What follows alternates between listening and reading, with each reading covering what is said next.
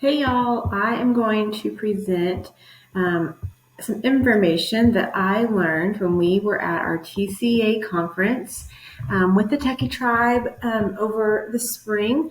And so I wanted to just record this for you guys in case you got busy during the other presentations and if you wanted to come back and revisit this idea. So what I'm going to share with you is what I learned about 10-minute essays. And I think it's a really, really cool resource. I'm excited. Before I get started, my name is Jamie O'Connell, and I am starting my 13th year of teaching this fall. I taught for 10 years at Hayes STEAM Academy, and these other 3 years have been at Gonzales Elementary, both incredible campuses, and they definitely have my heart. Over that time, I have taught 3rd and 4th grade, both departmentalized and self-contained. And so I just have a different perspective, a unique perspective of what it's like to focus on a certain topic and to obviously also teach the entire class, all the subjects. So I'm going to hopefully elaborate on that and just show you how you can use this resource no matter what you're teaching, who you're teaching, and so forth.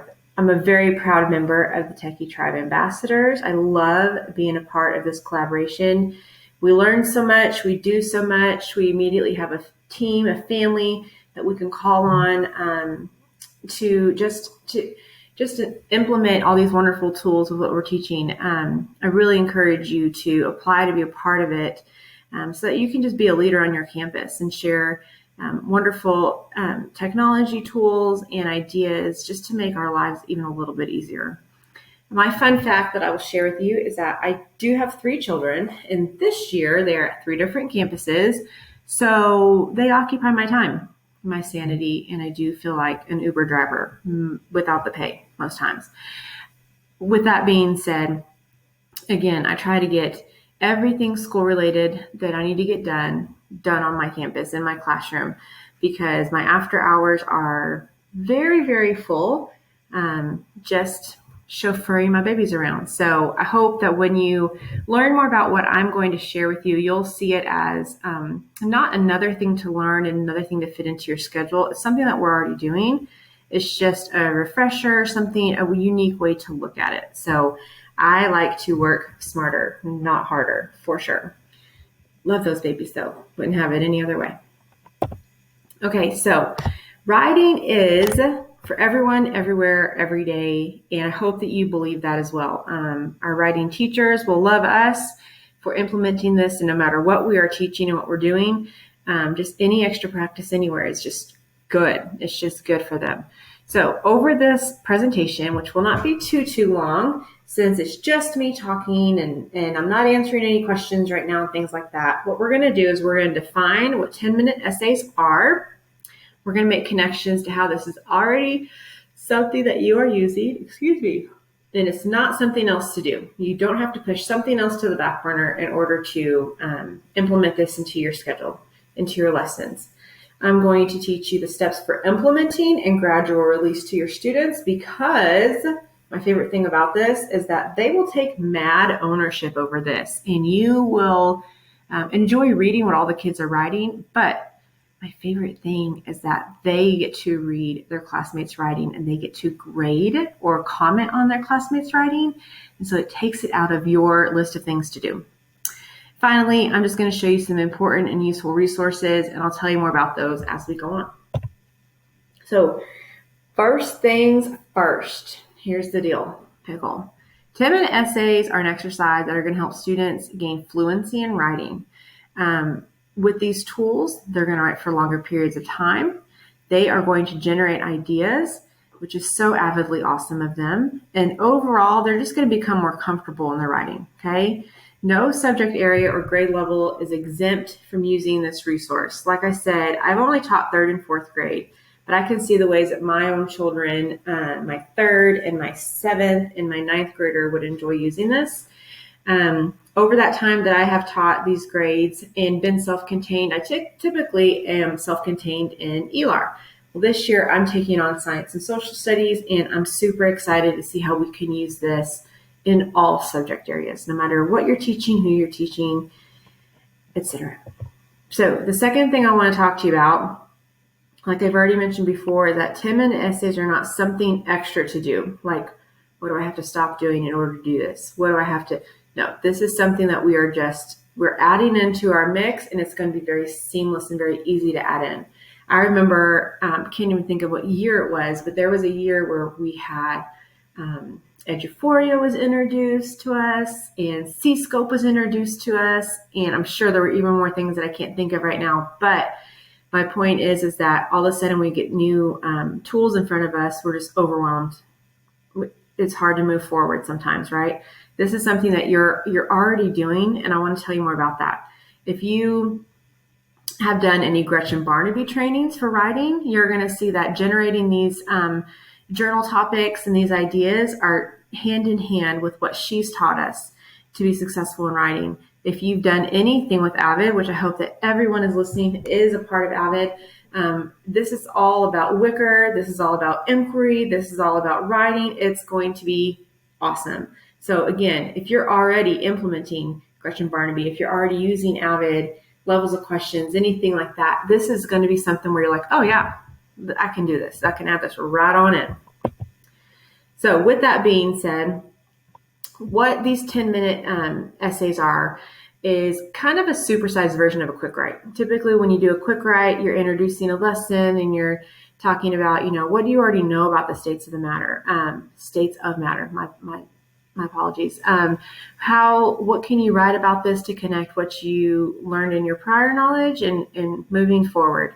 So a lot of times quick writes are very, very quick, 3 to 5 minutes.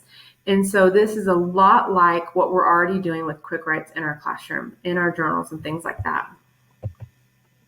Okay. Now, where do we start? I'm super excited to share this with you because I really hope that if you're listening to this, then you will implement this on day one back to school. Okay. So I've copied and pasted a lot from the resource that I received from Fry Technology, but I'll kind of elaborate on it as I go. So before we ever start our 10-minute essays with our students, we have to model that process for them, okay? For several days, we're going to generate topics to give to students, and we're going to try to find topics that are of interest to them, okay? Like current events, maybe it's the Olympics that are about to come on, maybe it's, summer vacation, things like this. We're going to use any type of topics that are going to help us to get to know our students, because that is what the first 2 weeks are about, right? It's just getting to know them, getting comfortable, gaining that trust, informing bonds and relationships. So it's important to let them know, though, as we're reading our essays and creating these essays, who is reading them. For the first couple of weeks, I'm going to be the only audience, okay? My students are going to write to me. I'm going to read their responses, and I'm going to comment back to them. Now, in doing this, I'm modeling my expectations because, as I told you, later on in this, your students are going to be in charge of assigning the topic, of reading their peers' work, and commenting back. So if my comments are kind of vague and boring, that's what our students are going to write to their classmates, to their family members. So I'll talk about that more as well. We're not grading or correcting grammar or spelling, okay? This is all about building their fluency, their stamina, their trust, getting them to open up to us and talk to us, okay? Now, if you really did need to take a grade on these, if you're doing, 5 a week, what you could end up doing is looking over their entries and saying, hey, Jamie, you missed one, so you have an 80 for your essays this week, okay? As long as they complete them, then they're doing the work the right way, okay? So that's kind of up to you if you need to use this for a grade and how you want to do that. And there's more tips as well from Fry Technology on her resource. When we do read these, and again, whether this is in an interactive notebook on paper or whether this is using Google Slides or Word, we are adding comments to their work, okay? They're not corrective, but they're just our voice on the paper for them. 3 to 4 comments per essay can spread out throughout the paper, okay? So the examples they even gave were, I really feel you on this. That's something that happened to me. Or I'm so sorry that happened to you. We're going to have a do-over this year. or just reflection on what they wrote. Man, you were so lucky to get to grow up with llamas as pets. It's crazy town, right? We just get to reflect, add comments, and share our thoughts with the kids. Now, again, if you're writing some real genuine comments back to your students, then they, as the reader later on, they're going to see what you expect and the way that you, I want to say, bless them with your comments and your genuine thoughts, and they're going to do that for their classmates. So what we're going to do is we will give them 3 to 5 topics, or ask them to generate 3 to 5 topics for future essays, okay? They can write them in a Google form. They can write them on paper. Really, it's just whatever you feel most comfortable with. If we're using a Google form to have our kids generate some questions and ideas, later on when you get all those forms back to you, you can put those into a spreadsheet and have all of those topics, all of those questions right there all together, okay?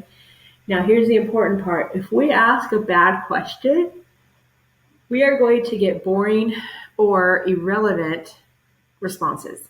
So bad questions might be, why do you think it's important to brush your teeth?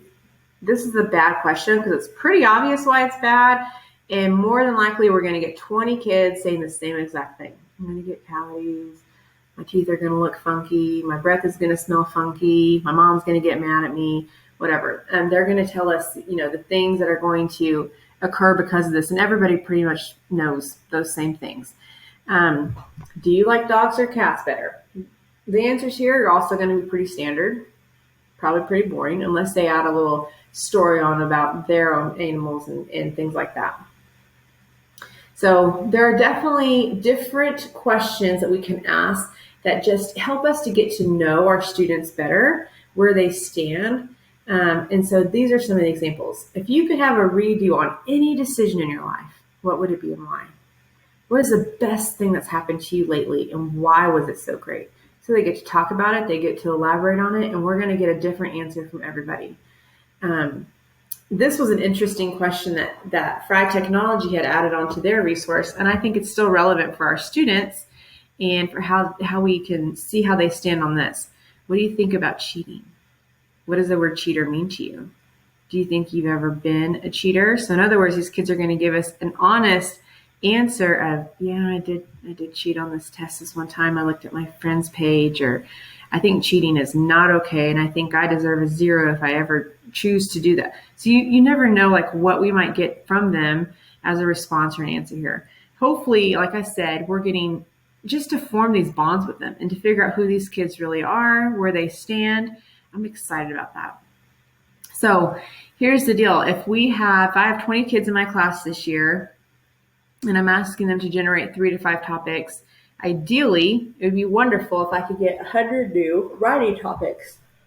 Well, we're not going to get 5 really great ones from everybody, right? So if you just end up with 15 good ones, after a lot more practice of our topics, we can, generate these every semester. We can do, a good amount of them then in the fall, and then do them again in the spring when we return from Christmas break. It's really just up to you. But one of the resources I'm going to send with you are some really, really great topics you can use as well. So I love that. I love that in the first few days of school, you're asking the kids to actually generate some ideas. You're showing them how to answer these questions. You're modeling for them the comments that you're writing back to them.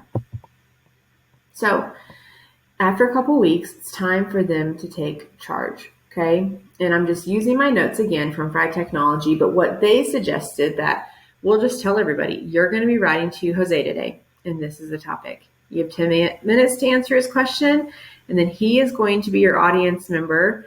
And so remember, this is not private. Jose is going to read everybody's work. Now, Jose knows that he doesn't get to go to his friends at recess and be like, oh, you'll never believe what Jamie wrote. Oh my gosh, right? He needs to honor their reading and the writing.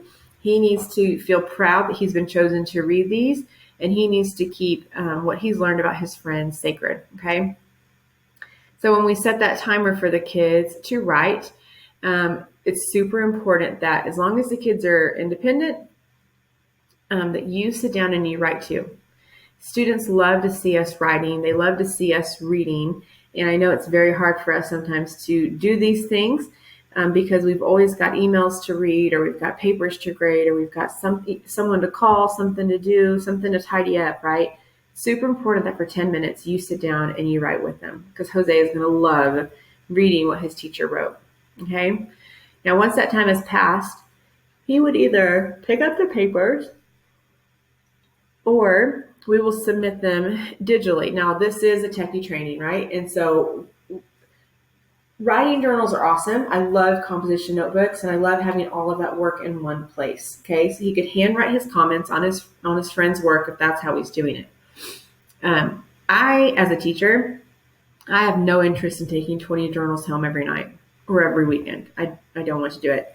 My thought is that if you do have the kids handwrite their work because you want them to work on their handwriting, because you want them to practice that way, then that's fine. But one thing that they can do is they can take a picture of their journal. They have to practice taking good pictures and make sure that it's not fuzzy, it's not blurry, and that we can still see what the writer has written. But they can always take a picture of it and add it onto a Google slide. What I'm going to show you here in a little bit is what I would do as far as making my Google slides for their day-to-day writing, so that when it's all said and done, Jose will just have access to add comments onto that Google slide deck. So when it comes time for the kids being in charge, we need Jose to know when all of these comments are due back to us. You can choose for this to be a quiz grade or just a normal grade, whatever you want to do. But the big thing about it is that if this is a topic that we did on Monday, I would probably give Jose until Friday to have all of his comments submitted back to me. He and all of your classmates, your students, will really understand the work that we do as teachers to read all of their work, to comment on all of their work. And I think it's going to change their mindset and give them a better understanding of what all we do, to the degree that they're not going to expect their test to be graded immediately when they turn it in. They're not going to expect all that work to be returned to them, even a day later, if they're getting to see that from their own perspective. Does that make sense? So when he does finish with all of his reading, when he's done his comments and things like that, and he's ready to turn it back into you, whether it's an actual stack of papers or the Google slide deck, before I would let the classmates see what he wrote to them, I would read everybody's writing and his comments to them. I want to make sure those comments are appropriate, that they go along with what he actually read. I think the biggest theme here that I'm trying to really push is that I want my students to be really genuine and real tender with each other. When we're writing from the heart, we're writing about experiences. And the last thing I would want for Jose or anybody to do is to read something that I wrote and be like, that sounds really dumb. Why did you do that over summer vacation? Or that's a weird answer. Why do you have 16 cats? What's wrong with you? We don't want him giving back comments that are going to be hateful or ugly in any way. Okay. At our school, especially within our grade level team, we are real big on making sure that our students, our classmates, our peers know that we are a school family and we take care of each other. We are brothers and sisters, and we're going to treat each other the way that we want to be treated. And so I really hope that this plugs into just the atmosphere, the mindset of your classroom. So the students are going to start to notice the kind of comments on their essay, that they will appreciate them, and it will just help them to take on this task the next go around. So what I was saying is that whether we do it on an actual interactive notebook, or however we choose to do it, I think still that I would want my kids to just, even if they're handwriting it, I would still want them to take a picture and to insert that here. Again, because I got really used to grading all their things on Google Classroom when they took pictures of their journal work, their station work, things like that, and they just posted them into Google Classroom so I could sit at home and grade things, even when I'm sitting there next to my own kids. I do not want to lug around 20 journals. I'm never going back to that. Okay. So here's what it would look like. And I actually made this video before and it was super muffled and stuff. And so that's why I have all these slides here. But I just want to show you, I think that this is pretty straightforward, but I want to show you in case you need help on knowing how to add slides. But for me, all of my students, all of my classes are numbered, obviously alphabetically, and just depending on who comes in, 3 weeks later or a month later or a semester later, all the kids are numbered. So whoever is number one in my class is going to have slide number one. This is going to be her space or his space to write and to type in. And every day that I give them a new topic, what I would do is I would create for them a new Google slide deck, and I would just have their prompt here. So what was the best part of third grade? I want everyone to answer that for me. So either they're inserting a picture here or typing it in here, okay? Now, I want this for everybody in my class, all 20 students. So what we will end up doing is I have one that's ready to go, and I would just copy and duplicate those slides so that the prompt is still on every slide until I have enough for all of my students. So whether you've got one that you're duplicating or two that you're duplicating, whoops, or, every time obviously it's going to increase. And now all of a sudden I have 8 of them. We're going to do that until we have enough slides for all of the students and myself, of course. So we'll just tap that, shift, and get all of them collected, and then duplicate the whole slide. So I think that that's a pretty easy way of doing it to where all of their work is here together. Now, the big thing too is that everyone's going to see what they're writing, but later on it's that the one student in charge is going to have the opportunity to add comments to his classmates. So that's kind of what it's going to look like. At least that's the idea that I think will work with my students. So with all of that being said, I want to share with you the resources that I have that I think just supersize this and buff this up. And I want you to consider kind of diving into these resources. So the very first thing that I have for you is 10-minute essays. When I was doing our TCA conference, this is literally the document that she shared with us. And she did the same thing that I'm doing. She's just kind of talking it over and sharing her insights and her ideas about it. But this is my resource from Fried Technology. And so all of you will have that. The next thing, let me click out of here, is the actual Fried Technology website. Getting on their email list is a wonderful and fun resource for you. I think you'll really, really enjoy it. Amy Mayer is the presenter that presented this idea to us, but she has just amazing topics that she discusses and she blogs in, and it's a really, really cool resource. And so again, that's a link there in my presentation for you to see. I love this. Journal topics.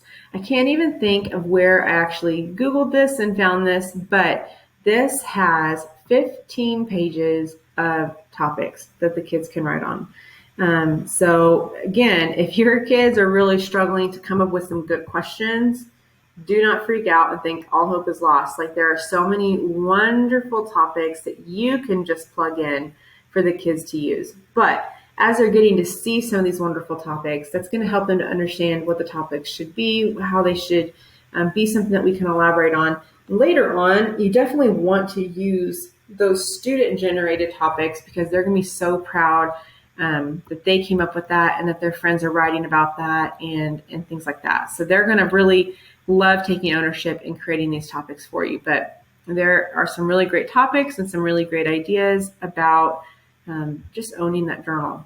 So I love that resource. I talked to you about Avid Quick Write. Love Avid Quick Writes. This is just another example of the description of it, the purpose of it, and the directions.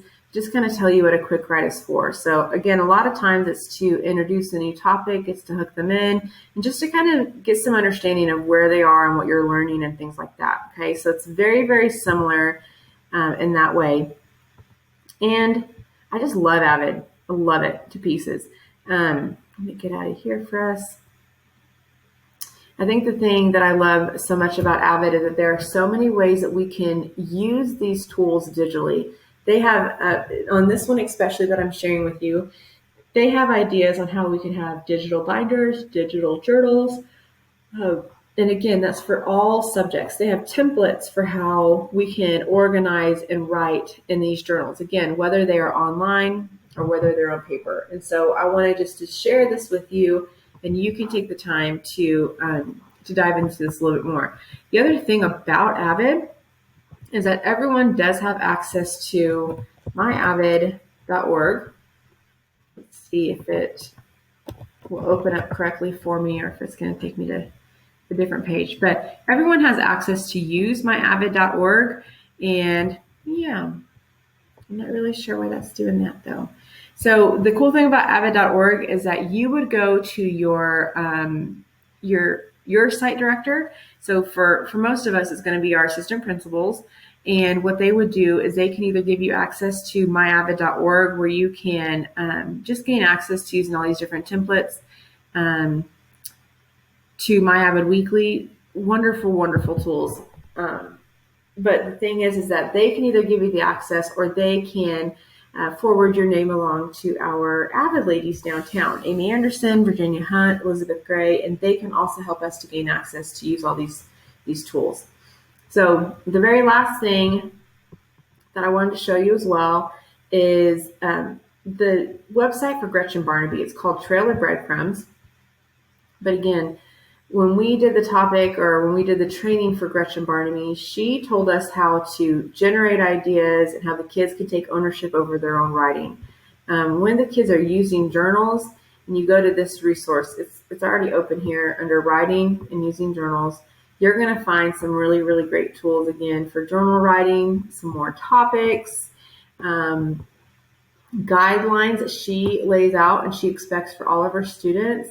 And then I love this too. She's real big on us being able to decorate our journals in ways that, we take ownership and we're super excited and proud of them. And so this is just also another really great resource for writing. So that's the gist of it for me, friends. And I know that this was a really fast training. And again, it wasn't like my techiest of techie trainings, where I get to talk about, maybe Flipgrid or ClassDojo or different things that we use in the classroom from day-to-day basis. But this, I just felt, was a really, really cool resource. I love Fry Technology. I love Amy Mayer. And I just thought it was very inspiring to me to make sure the kids are writing no matter what we're teaching. Again, forming those bonds and those relationships with their classmates and with us, their teachers. And I think that's going to really help on just gaining confidence, gaining that mutual respect. And I think it's going to help us to have an overall better outcome in our classroom. So I am super excited about it. And I hope that you are too. Hope that we can even maybe share some of the fun topics that we are generating for our students and that our students are generating for each other. And we can just find success in this. So I appreciate your time. I thank you so much for listening. And if you have any questions at all, you're always more than welcome to email me. My email is just my first and last name, obviously at ectorcountyisd.org. So thank you so much for your time.